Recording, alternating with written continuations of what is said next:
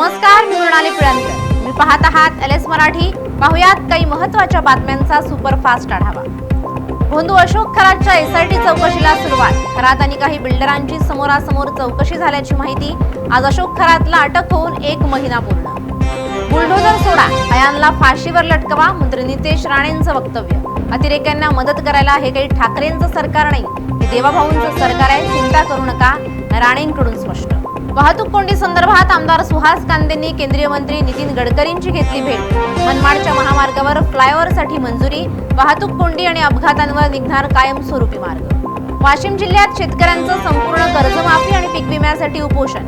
रविकांत तुपकर यांच्या मध्यस्थीनं उपोषण मागे, मात्र सरकारला शेतकऱ्यांकडून 8 दिवसांची मुदत. वाशिम जिल्ह्यात खरीप हंगामाच्या पार्श्वभूमीवर शेती मशागतीची कामे सुरू.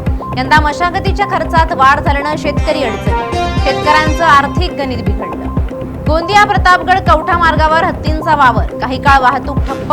रस्त्यावर उभा राहून हत्तीने रोखला मार्ग. घटनेचा व्हिडिओ समाज माध्यमांवर व्हायरल. नांदेडमध्ये गुन्हेगारीला आळा घालण्यासाठी ठिकठिकाणी पोलिसांची नाकेबंदी. शहराच्या प्रवेश रस्त्यावर वाहनांची पोलिसांकडून कसून चौकशी. परभणीत गॅस एजन्सी धारकांकडून ग्राहकांची लूट. गॅस मिळत नसल्यानं ग्रामीण भागात नागरिक हैराण. KYCच्या नावाखाली ग्राहकांना सिलेंडर नाही.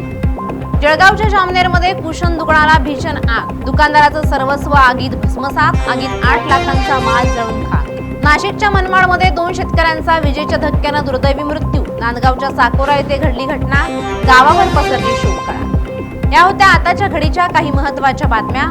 अशाच महत्त्वाच्या बातम्यांसाठी पाहत रहा LS मराठी.